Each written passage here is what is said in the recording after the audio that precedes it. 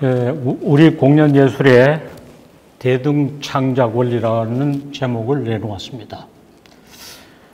대등창작 원리란 말이 매우 생소할 것인데 여기에 대해서 서두에서 조금 풀이하고 이 논의가 다 진행되면 그게 무엇인가 밝혀지게 될 겁니다. 화면에 떠 있는 글을 읽어가면서 말을 보태고 강연을 할 것이고, 원고는 글이 길지 않습니다. 왜냐하면 토론을 많이 하기 위해서. 대등창작이란 무엇이냐 하면은 창작하는 사람하고 청중이 대등한 관계를 가지고 함께 만들어 나가는 걸 말하는데, 이 강연도 말하는 사람하고 듣는 사람들이 함께 말을 주고받고 대화, 토론해야 우리가 대등창작의 원리를 실현하는 겁니다.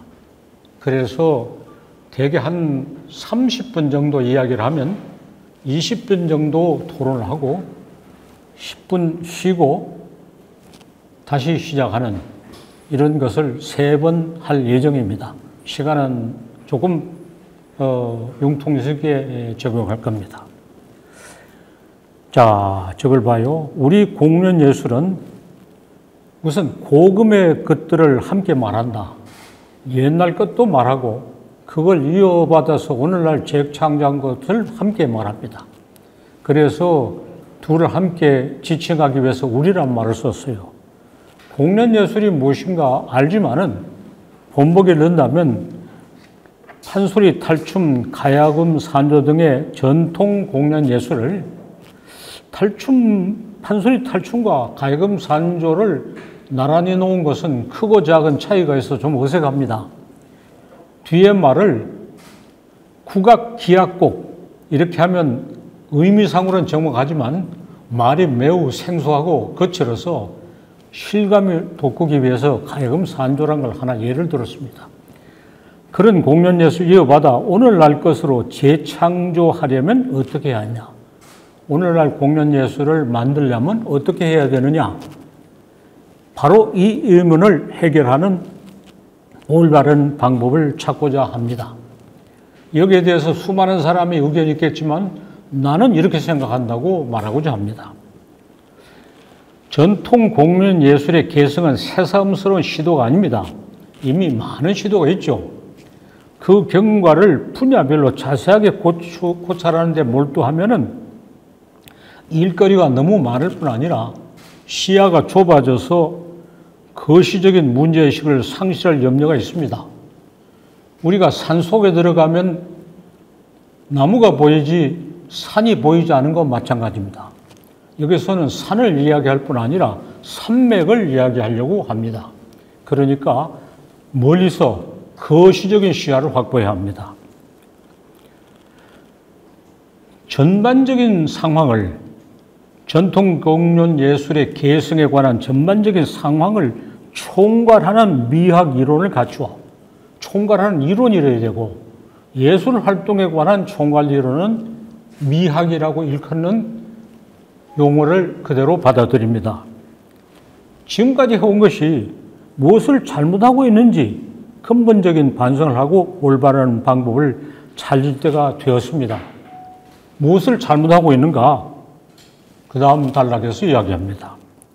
이른바 개화와 함께 외래예술, 수입미학의 이런 것이 밀어닥친데 그 위세에 힘겹게 맞서다가 생긴 2가지 심각한 차질을 알아차리고 바로잡아야 합니다. 외래예술과 수입미학의 세력이 너무 크기 때문에 열세인 상태로 거기 맞서려고 하니까 그 의도는 참 좋았지만은 본의 아니게 심각한 차질을 빚어내 왔습니다. 무슨 잘못이 있었냐? 2가지 큰 잘못이 있었다고 말했습니다. 하나는 소재주의고 또 하나는 국수주의입니다. 이런 용어를 써야 많은 걸 포괄하기 때문에 부득이 이런 용어를 씁니다. 전통 공연 예술에서 이런저러한 기법이나 어떤 요소를 가져와서 오늘날 창작을 위한 이용하는데 그것이 사실은 거칠에 지나지 못합니다. 옛날식으로 창도 해보고 탈도 써보고 춤도 써보고 그림 그리는 사람은 뭐 도자기도 그리고 탈춤도 그리고 하는 것이 거칠에 지나지 않아요. 그렇게 하면서 복음을 연결시키는 방식은 저급의 소재주의므로 그게 바로 소재주의입니다. 그것을 버려야 합니다. 또 우리 공연예술은 고유한 특징이 독특한 가치를 지녀 자랑스럽다고 하는 것은 그 특성이 소중하다 하는 것은 그것은 국수주의입니다. 그런 국수주의는 기대하고 선전하는 것과는 반대로 시야를 협소하게 하고 우리 전통 공연예술의 원리를 잃어버리고 잘하려고 하는 것이 잘못되어서 의도는 좋으나 결과가 나빠서 자해를 초래합니다. 심각하게 반성해야 합니다. 자, 지금까지 잘못했다고 이렇게 나무라고 무슨 이야기를 하려고 하는가 궁금하실 겁니다. 예, 방향을 바로잡으려면 소재에서 원리로 관심을 돌려야 됩니다. 소재가 중요한 게 아닙니다. 그 원리가 중요한 겁니다. 소재는 끝없이 많습니다. 원리는 하나로 뭉뚱그려질 수 있습니다. 소재에서 원리로 관심을 돌려 전통 예술의 기본 원리가 무엇이며 어떤 보편적인 의의가 있는지 원리도 알아내야 되고 그것이 우리만의 어떤 특수한 가치가 아니라 예술로서 세계적인 보편적인 가치가 보편적인 의의나 가치가 있는 것을 알아내서 그리고 개성의 방법을 밝혀야 합니다. 그 결과 이렇게 하기로 작정하고 내가 얻어낸 결과는 대등창작의 원리라는 겁니다.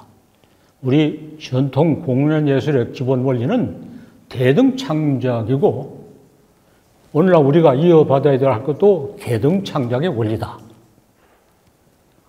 이런 말은 아마 처음 들어볼 것입니다. 나도 전통예술 자체나 그 개성에 관해서 오랫동안 많은 연구를 하고 수없이 책을 쓰고 지금 보니까 공연이 많은 지명을 낭비한 끝에 드디어 알아냈어요. 제일 핵심은 대등창작 원리다. 이걸 가지고 이야기를 하는 건 여기서 처음 하는 겁니다. 어디서 했던 이야기 재탕하는 게 아닙니다. 7월 달에 남산 국악당에서 연극의 원리에 대해서 이야기한 적이 있습니다. 거기에서 이제 본문에는 없지만은 토론하면서 오늘 할 이야기를 조금 예고편을 봤습니다. 그것을 본격적으로 오늘 여기 정리합니다. 그때 했던 이야기, 카타르시 라사 신명풀이라는 연극의 원리에 대한 소견은 제가 운영하고 있는 조동일 문화대학이라는 유튜브에 지금 올리고 있습니다. 조동일 문화대학이라는 유튜브를 보면 알 수 있습니다.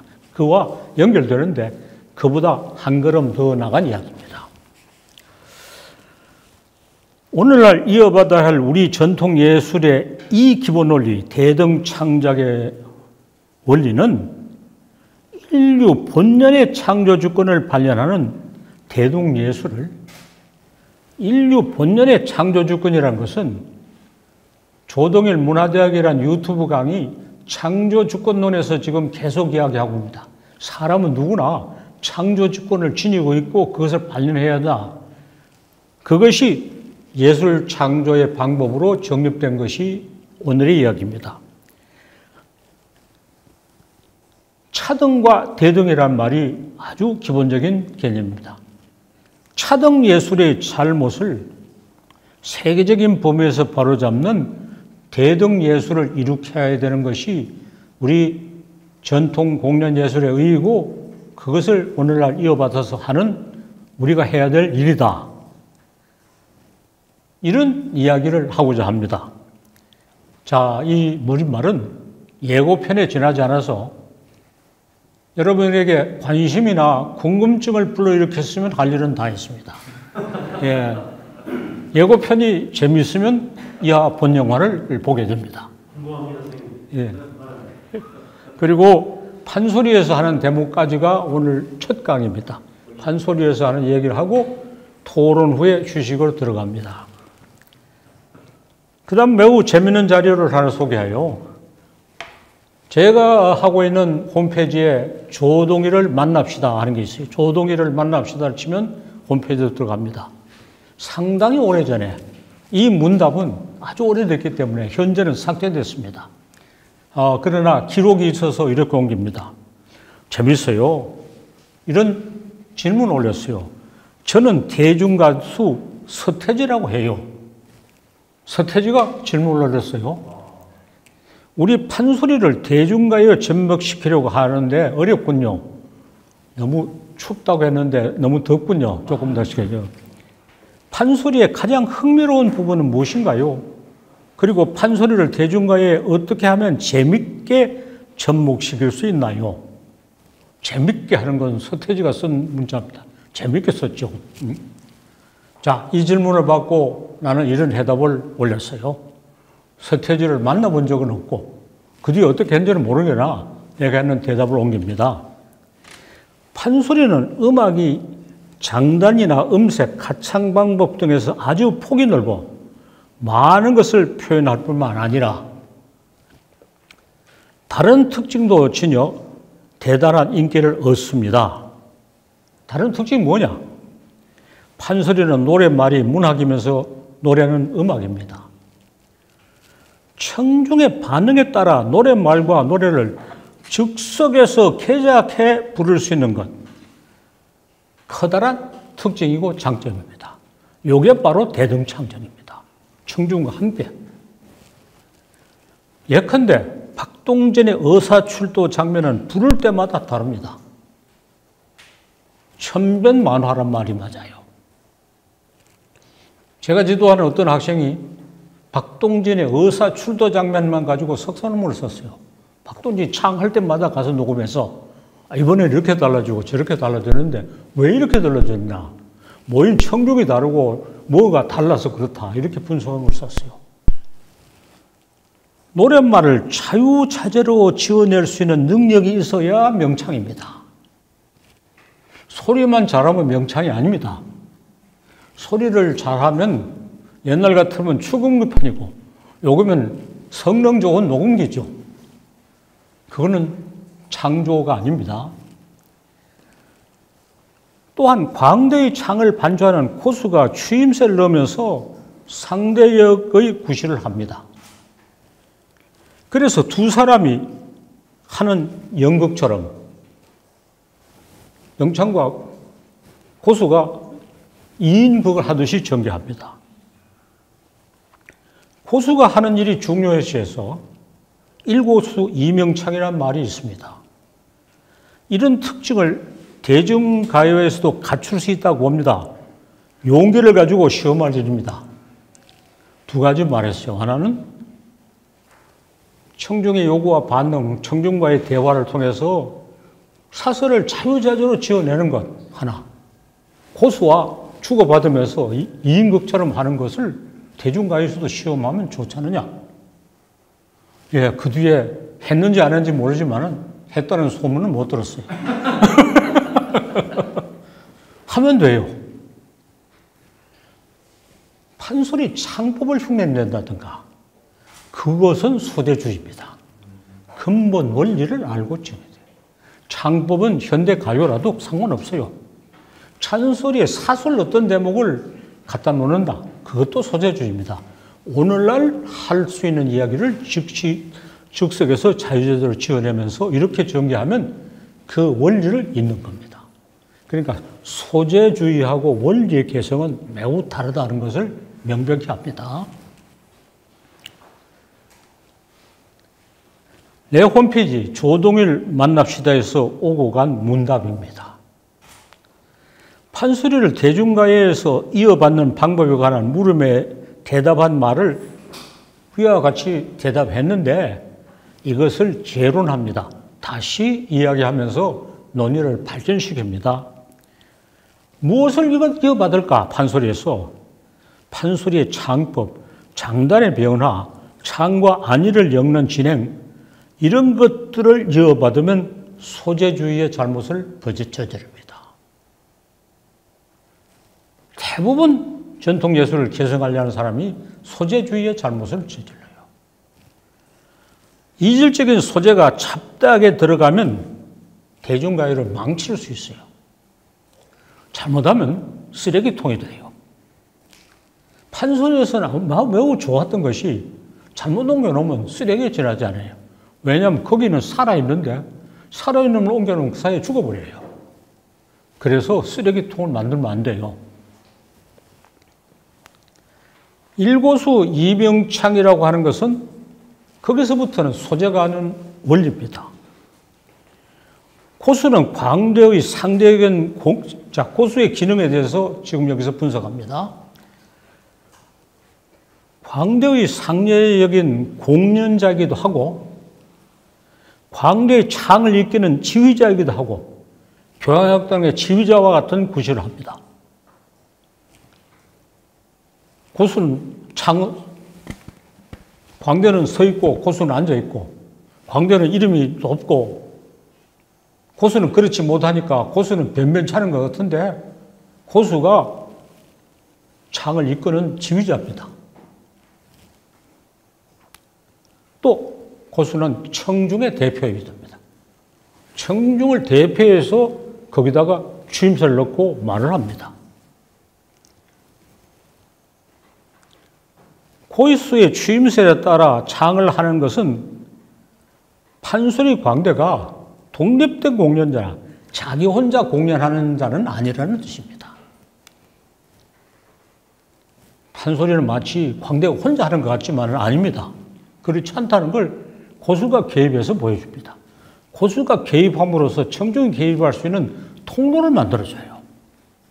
고수를 매개로 해서 창과 청중이 이어집니다.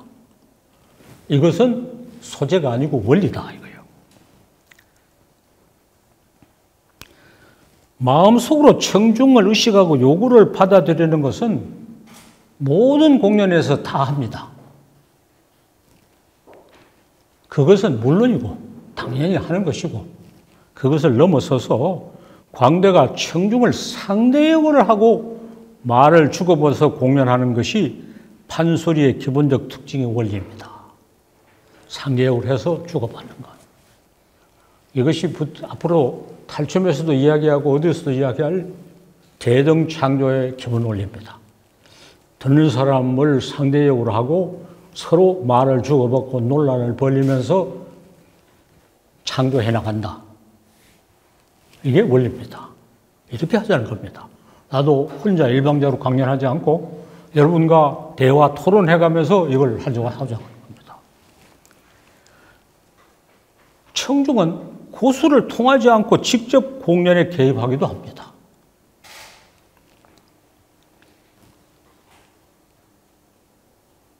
청중이 또한 자기 나름대로의 창조주권을 발견한다면서 광대와 대등한 관계를 가지고 창작에 참여합니다. 광대와 대등한 관계를 가진다. 그게 대등창조입니다. 그 때문에 사설과 창이 계속 달라지며 사설의 재창조가 창보다 더욱 돋보입니다. 사설이 재창조되고 달라지는 데 따라서 창이 달라집니다. 사설이 창을 이끌어 나갑니다. 그런데 오늘 판소리 하는 사람은 이 중에도 판소리 하는 사람이 있을지 모르겠어요. 내가 욕을 하기 위해서 찾아다니고 있어요. 창만 알고 사설은 몰라요. 그거는 죽은 판소리예요. 판소리에 시체를 메고 다니는 겁니다.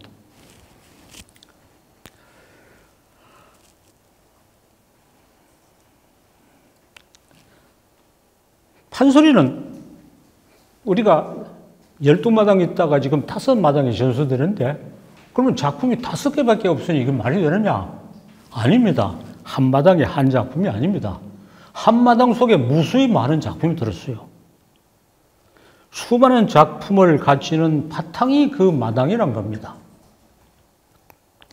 명창이라고 평가되는 광대는 자기가 어떤 부분을 특별히 장을 잘하는 걸 더듬이라 하죠. 자기 더듬이 있어야 돼요. 자기 더듬이 없는 것은 그건 제대로 된 광대가 아닙니다.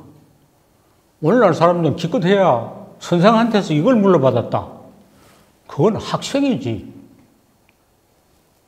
제대로 된 관계가 아닙니다. 어린아이입니다, 그거는. 성인이 아니에요. 자기 더듬이 있어야 돼요.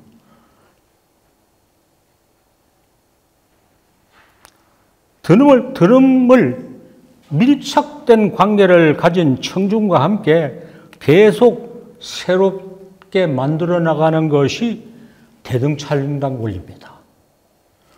더듬이라고 해서 그냥 재현하는 게 아니에요. 더듬을 청중과 함께 다시 만들어요. 그러니까 한마당이 한 작품이 아니고 한마당 속에 수많은 더듬이 있고 한 더듬이 한 작품이 아니라 공연할 때마다 다른 작품이 또 나타나는 거죠. 이게 정말 기본적인 원리입니다. 그런 원리를 터득하고 탁월하게 실현하는 사람이라야 명창입니다. 실례히 말이지만 오늘날 명창이 없어졌어요. 그래도 마지막 남은 명창을 나는 안숙선이라고 생각해요. 안숙선 명창이 정읍인가 어디서 서울에서는 절대로 안 되는 일입니다. 예컨은 서울은 이만한 수준의 청중이 없어요. 잠깐 딴 이야기하면 오페라의 메카는 밀라노입니다. 밀라노의 청중은 오페라를 휘어잡아서 이끌어갑니다.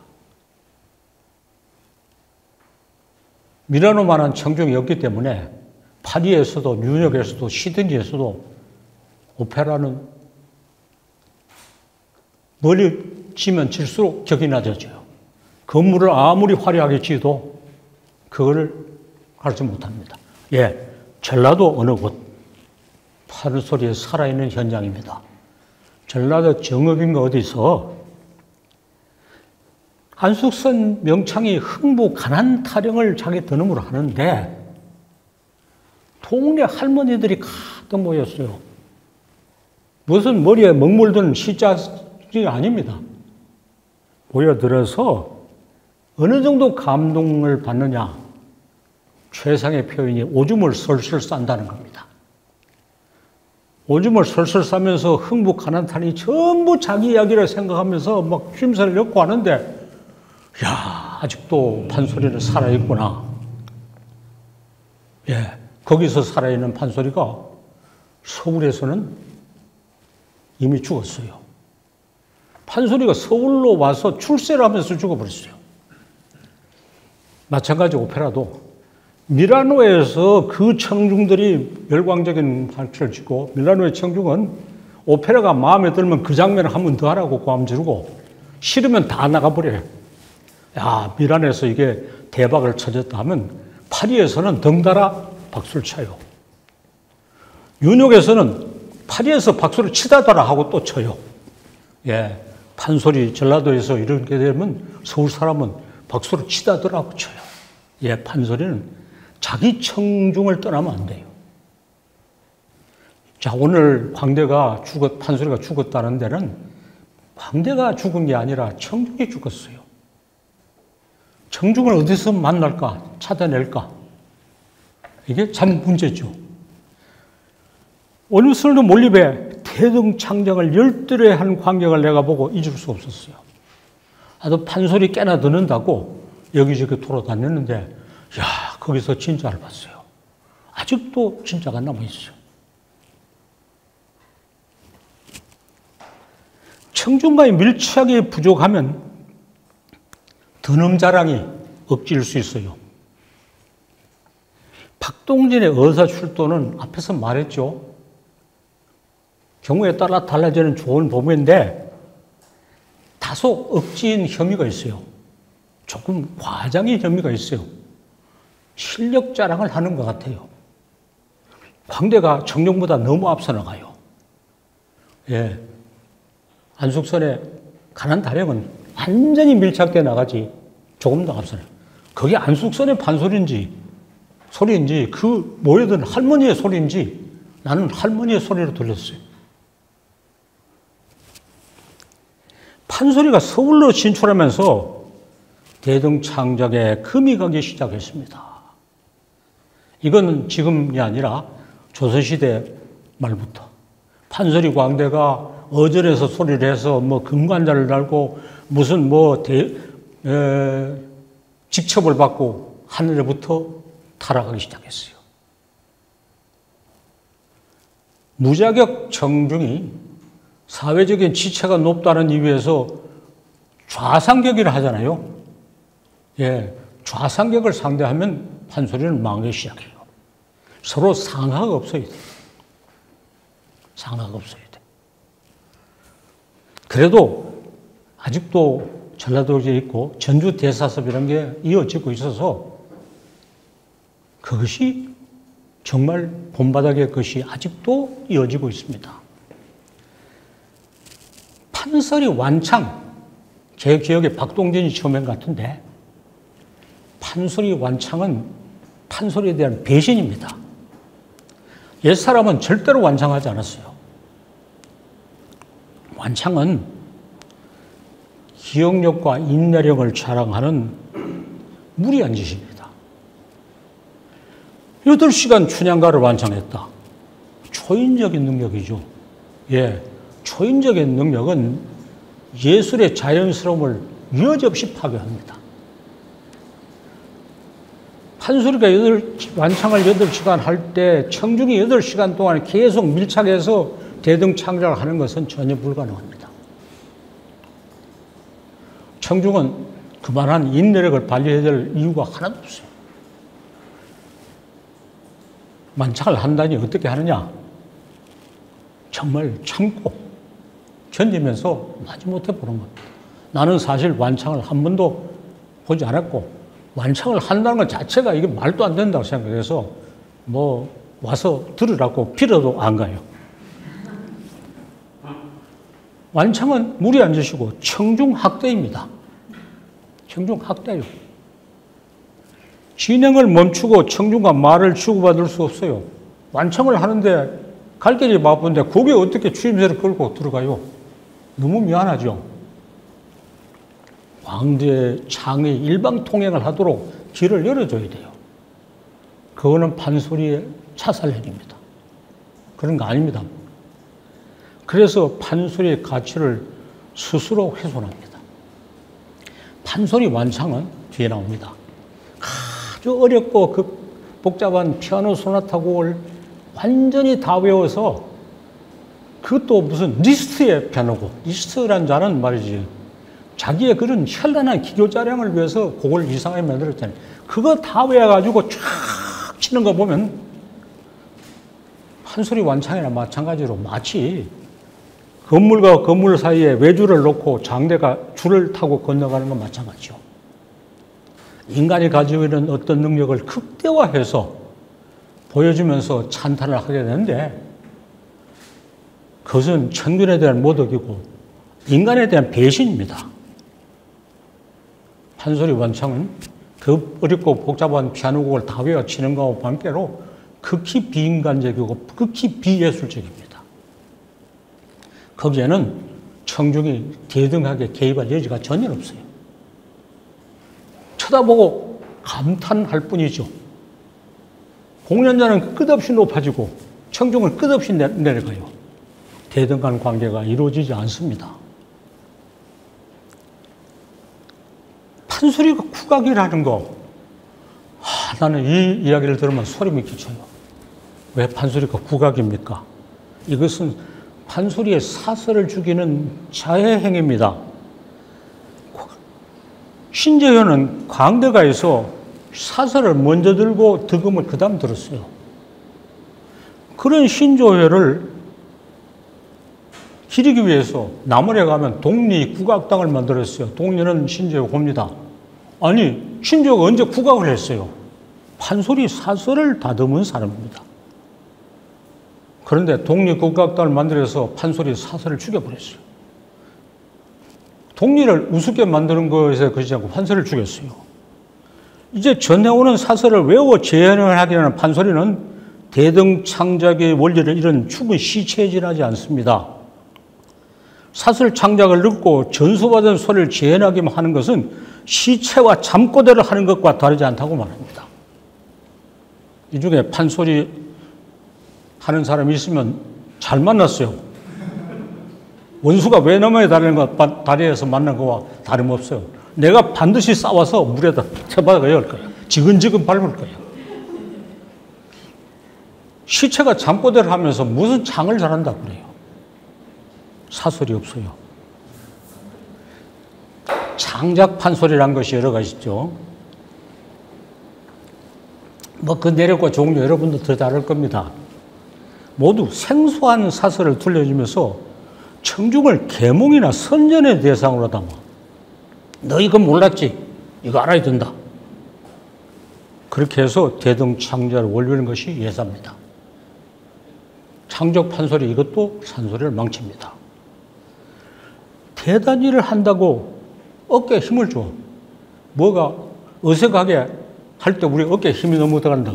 어깨에 너무 힘을 줘서 대등을 파괴하고 차등을 선포해서 광대 나는 이렇게 위식하고 이렇게 훌륭한데 청중 너희는 그게 뭐냐? 내려 보면서 호령하는 쪽. 차등을 선포해서 하는 배신의 죄가가 매우 큽니다. 그건 배신입니다. 창작 판소리 열사가 있어요. 이런 애국 열사가 있었다. 너 몰랐지? 예, 그건 판소리의 배신입니다. 앙숙선의 흥부 가난 타령을 밀착제 청중과 함께 재창작하듯이 하고 가야 되는데 틀려서 이렇게 꽂혔어요. 오늘날의 청중과 재창작을 하면서 오늘날의 관심과 오늘날의 얘기를 그 속에 집어넣으면 흥부 가난 타령이 오늘날 가난 타령으로 어느덧 변해요. 옛 것을 창한다고 하는 게 오늘날 청중과 대등창작을 하면서 어느덧 오늘날 것으로 바뀝니다. 이것이 개성 방법입니다. 자, 여러분 실제로 창작에 종사하는 분들, 내 어느 소리에 어느 대목을 한다, 더는 뭘 한다 해놓고 하는 동안에 그게 현대물이 되어버린 거죠. 이것이 최고의 방법입니다. 개작을 신작으로 만드는 것이 최상의 현대화 방법입니다.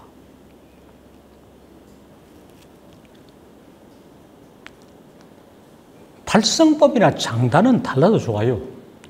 판소리의 본질에 발성법이 있는 게 아닙니다. 판소리의 발성법은 조금 문제가 있어요.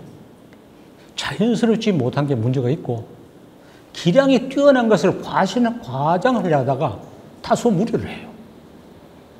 폭포 앞에서 그냥 피를 토하면서 연습한다. 예, 줄타기 광대가 그 줄을 타고 건너가려고 연습하는 것과 별로 다르지 않아서 듣기 거북해요. 그래서 발성법이 조금 문제가 있어요. 예, 장단도 판소리 장단이 뭐 판소리 장단은 다른 국악의 장단하고 통하는데 오늘날은 좀 다를 수 있어요. 그거 고집할 필요 없습니다.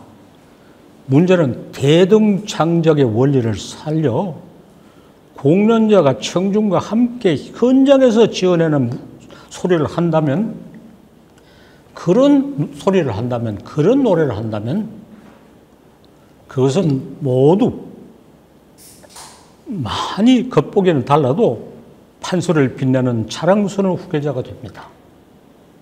서태지 이야기로 돌아가면 대중가요를 이렇게 해봐라. 대중가요를 정말 살리고 그 속에 판소리 원리를 아주 기가 막히게 재현할 수 있어요. 이것은 전통예술을 그 원리를 가지고 이어받아 재현해야 된다는 아주 명백한 이야기입니다. 이렇게 하니 이 시계로 28분이 지났습니다. 지금부터 한 20분간 이제 토론하는데, 아니, 대등창작을 한다고 야단해놓고 강연은 자기 혼자 하면 어떻게 돼요? 예, 여러분과 대등창작을 하는 강연을 하고 대화와 토론하면서 이야기를 생생하게 하고자 합니다. 격식을 버리고 어깨에 힘을 빼고 아무 이야기나 그냥 마구잡이로 하면 그게 최고입니다. 뭐 미사여구를 다듬어서 유식한 척 하면 안 돼요.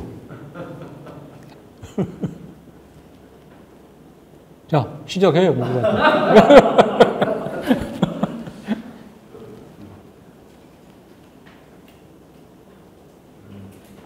예, 이야기해요.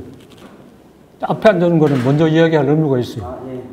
저는 선생님 말씀 듣고 말할 때는 조금 버섯 앉을까요? 예. 저는 이승우입니다. 예. 그리고 저는 집에 선생님 책이 있었는데 예.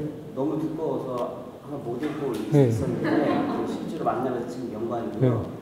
대등창작이라는 예. 이거가 저는 되게 재밌어요. 그리고 이런 원리를 또 외래 예술이 유입되면서 소재주의가 국수주의가 문제이고 그것을 이제 원리를 파헤쳐서 보편적인 의의를 찾아야 된다는 굉장히 공감을 하고 있고 저도 원래 이제 굿을 전공해서 예. 지금은 굿을 이제 현대화 연극화하면서 예.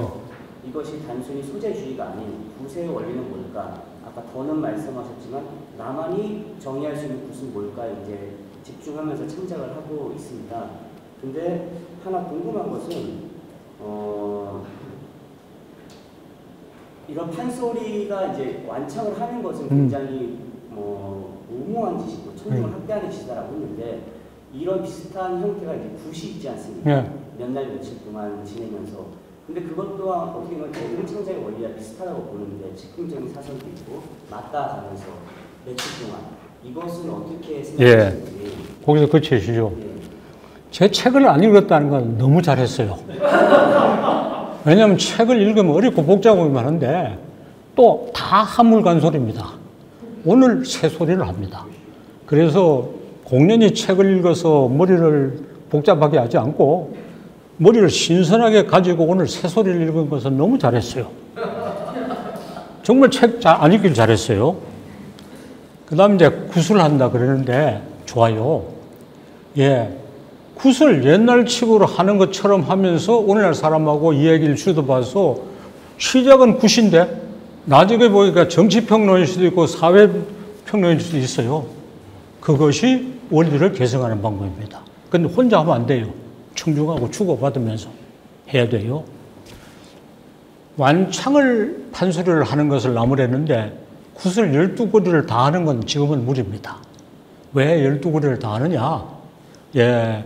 무단히 영험하다는 걸 보여주기 위해서 돈 많이 받으려고 또 옛날 사람은 별로 볼 게 많지 않아서 옛날 사람 우리보다 굉장히 참을성이 있었어요. 그리고 12거리 다 해도 되죠. 오늘 12거리 다 하면 안 돼. 어느 거리만 그리고 뭐 병을 치른다든가 재수가 있게 하든가 하는 것은 그냥 공연한 구실이고 지금은 그걸 위해서 굿하는 거 아니거든요. 굿을 한다고 해놓고 어느 한 거리만, 어느 한 더넘만 이야기하듯이 정말 그런 원리를 살려서 오늘날 것으로 이렇게 바꿔나가면 아주 훌륭한 창작이 될 거예요. 당장 해봐요. 이미 그래 하고 있겠죠. 근데 자기가 하고 있는 것이 왜 하고 있느냐, 그렇게 하는 게 왜 좋으냐 하는 데 대해서 내가 이론적인 설명을 해서 고무 찬양하는 겁니다. 잘하고 있겠죠. 예. 그래서 소문 내지 말고 현대화해야 돼요. 현대화한다고 간판을 붙이면 안 돼요. 어깨에 힘이 들어가서 안 돼요. 옛날 굿을 하는 것처럼 하면서 그게 오늘날 이야기고 오늘날의 공연이 되는 것이 최상의 방법입니다. 질문이 두 개가 있는데요. 그렇다고 했을 때 선생님이 생각하시는 대등창작 공연에 적정 시간이 있나요? 예, 이제 옛날 사람은 참을성이 많았고 오늘날 사람들은 그렇지 못하고 옛날 사람보다 오늘날 사람 너무 바빠요. 그래서 시간은 대개 어떤 공연을 영화 한 편의 시간을 봐요. 적정 시간이 1시간 반 정도입니다. 다른 공연도 영화라는 게 이게 돈벌이에 아주 참 도사여서 어느 정도 시간을 하면 이게 좋으냐 해서 다른 것도 이제 1시간 반 정도가 적당하고, 그리고 또 쉬었다가 한 거리 더 할 수는 있죠. 아도 이 강연을 30분 하고 20분 하고 쉬는 것도 적절한 시간을 택한 거예요. 그러니까 그 완창을 나무라는 게 다시 말이 돼요. 적정한 시간별로 그렇게 잘라서 하고, 하나 하고 또 돌아하고, 오늘 하고 내일 하고, 여기서 이래 하고 저기서 저래 하고, 그렇게 해나가는 것이 마땅하리라고 생각해요. 그래서 청중의 인내력을 시험하지 말아야 돼요. 제가 계속 질문해도 되나요? 예. 제가 짧은 지식에서 제가 알고 있는 뭐 예술의 여러 가지 기원이 있지만 그 중에서 이제 제천이식도 있잖아요. 그 중에서 제사장이 있고 제정일치 시대도 있고 했었는데, 그때 당시에도 그러면은 대등창작의 원리가 입각해서 창작이 시작됐는지. 이제 인류 역사는 차등에서 대등으로 가는 역사였어요. 옛날에서는 제사장이, 왕이, 이런 사람이 굉장히 높고 일반 백성은 낮다고 생각했어요. 그게 아니고 높은 사람이 따로 없고 사람은 누구나 마찬가지고 누구나 창조주권을 가지고 있다는 대등, 차등으로부터 대등으로 전개되는 역사입니다. 시간이 흐르면 흐를수록 일반 백성이, 부경꾼이, 보통 사람들이 잘났다는 사람보다 못지않게 훌륭하다는 게 발견돼요. 그래서 우리 예술의 대등 창작의 원리는 조선 후기에 오면서 그 성격이 좀 더 선명해졌어요. 그 시대의 판소리도 등장하고 탈점도 발달했어요. 대등 창작의 원리를 앞질러 보여줬어요. 그런 추세를 발전시키고 더 해야 되지. 아주 뭐 공연을 하고 하는 사람이 잘났다고 하는 옛날로 돌아가는 것은 완전히 시대착오입니다. 오늘날은 강연하는 내가 뭐 더 아는 게 없어요. 여러분이 사실은 더 아는데 내가 아픈데 가려운데 긁어주는 것 이상을 못 하잖아요. 공연도 그런 겁니다. 공연도. 그게 공연자가 자기를 낮춤으로 해서 대등창작이 이루어져요. 그렇죠. 그 신작 그 판소리 중에 또랑왕대 어떠고 하는 거는 그 점에서 참 재미가 있어요. 난 뭐 별거 없고 그냥 또랑왕대다. 나 명창이 아니다. 하고 시작하는 거는 참 매력이 있어요. 그러면서도 청중과의 밀착을 시대하지 않고 말은 또랑강대지만 사실 내가 이렇게 재주가 많지 않느냐고 자꾸 보여주려고 그래요. 거기서부터 빗나가기 시작하죠. 그러니까 아까 안수 선생님이 이거를 새롭게 하면서 굉장히 좋았고, 여기도 계자를 신작으로 만드는 것이 최선의 방법이라고 했는데, 제가 제 입장에서 봤을 때 저 창작과 변화와 어떤 발전과 이런 것들의 이 구분이 좀 모호해진 것 같아요. 예, 이제 다음에 가서 차차 얘기가 나옵니다. 뒤에 음악을 가져야 하면 제일 끝에 이렇게 합니다. 작곡과 연주가 분리된 것은 예술의 타락이다. 작곡이 연주해야 되고 연주가 작곡해야 된다. 창작이 있고 개작이 있고 신작이 있는 게 아닙니다. 이게 한꺼번에 다 이루어져야 된다. 이게 오늘 이야기하는 중요한 이야기입니다. 그리고 옛날 것을 하는 걸 같은데 오늘 것이 되고 개작이 창작이고 이게 맞아요. 나도 이 자리에서 내 이야기 아니요. 옛날이 이랬다 이야기 하잖아요. 옛날 이야기 하죠. 옛날 이야기가 어느덧 조동일 자기 이야기예요. 그렇죠. 나야 조동일이 이런 거 알았다 하면 안 돼요. 아, 옛날 사람이 이래 했으니까 그거 얘기해 준다. 옛 것이 오늘날 것이야. 전승이 창작이요. 그것이 대등예술의 창작의 한 또 원리입니다.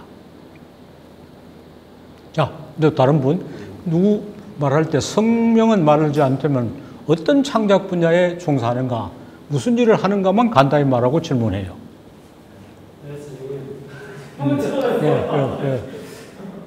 달춤을 추고 있는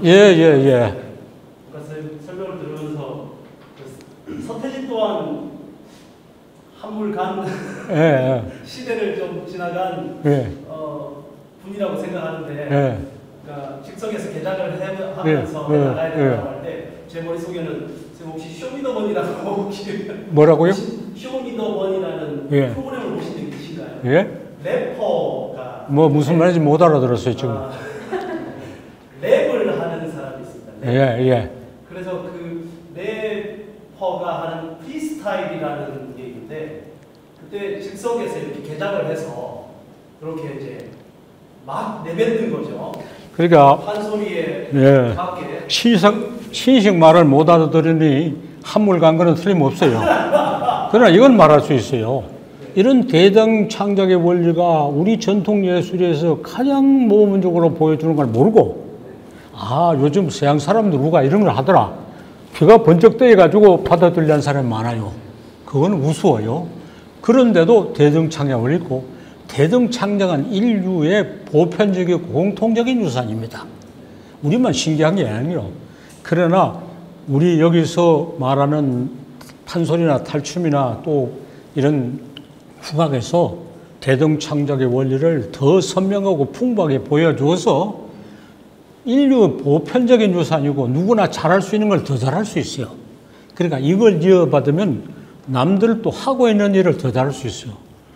남들이 안 하는 일을 우리만 하면은 사람들이 다 이상하게 쓰고 받아들이지 않아요. 아, 다른 사람들도 다 그렇게 하고 싶은데, 아, 이렇게 하면 더 잘 된다 하는 겁니다. 그래서 내가 신식 말을 못 알아듣니 한물 간 사람이 틀림없지만은 이렇게 말하는 것은 한물 간 얘기는 아닙니다. 말을 빨리 하는 가수가 있는데 그 친구들은 그 판소리를 굳이 이렇게 이제 말을 빨리 하는 게 소위 말을 촘촘히 받아듣는 거, 그게 이제 역금이라 해요. 정선 아래도 역금 아래가 있고 또 문학에서는 사설시제라는 게 있어요. 그게 이제 한때 유행했는데 역금도 청중과 밀착돼 나가야 되고 그냥 일방적인 기량 자랑을 해서는 안 돼요. 그래서 그 역금이 참 멋지다. 말을 촘촘히 막 박아 엮는 거. 그런 것을 갖다가 써먹는 것은 소재주의예요. 그거는. 그런 거 다 가지고 소재주의예요. 일고수의 명창에 대해서도 예. 물론 저도 탈춤을 추기 때문에 장단이 중요한 걸 너무나 잘 알고 있지만 그 일고수의 명창을 지금 이 시대에 볼 때 혹시 고수를 좀 높이기 위한 덕담은 아닐까? 예. 정말 일고수의 명창을. 근데 그거는 기본적 원리가 있어요. 높은 것이 낮고 낮은 것이 높고 유식이 무식이고 무식이 유식이다. 이것은 내가 가지고 있는 생각의 원리입니다. 예, 광대가 높으니까 낮고 고수는 낮으니까 높아요. 높은 게 낮고 낮은 게 높고 유식이 무식이고 무식이 유식인 것이 생각의 원리고 그 생각의 원리를 대등 창작을 통해서 구현하는 겁니다. 만약에 고수와 광대와 고수가 다 같이 탁 마주 서 있으면 높고 낮은 게 없잖아요. 역전이 안 일어나요. 높고 낮은 게 있어야 역전이 일어나는 겁니다. 유식이, 자, 양반 삼형제하고 말뚝이하고 이제 나왔어요. 예, 양반이 유식하고 말뚝이는 무식하죠. 지나봐요. 유식이 무식이고 무식이 유식이요. 무식과 유식의 차이가 있으니까 무식이 무식이고 무식이 유식인 역전이 일어나잖아요. 그러니까 처음에 시작할 때 그렇게 시작해 역전이 일어나요. 그것이 생각의 원리인데 생각의 원리를 대등 창작을 통해서 구현하는 거예요. 아직 생각의 원리는 나오지 않았는데 한꺼번에 이야기하면 헷갈리니까 차차 글로 가요. 자, 또 누가? 네, 전통 연희를 창작하는 창작하는 사람입니다. 네. 선생님께서 선생님 책이나 저서를 읽지 말라고 하셨는데 학창 시절에 탈춤의 역사와 원리를 너무 열심히 읽었거든요. 읽어서 죄송합니다.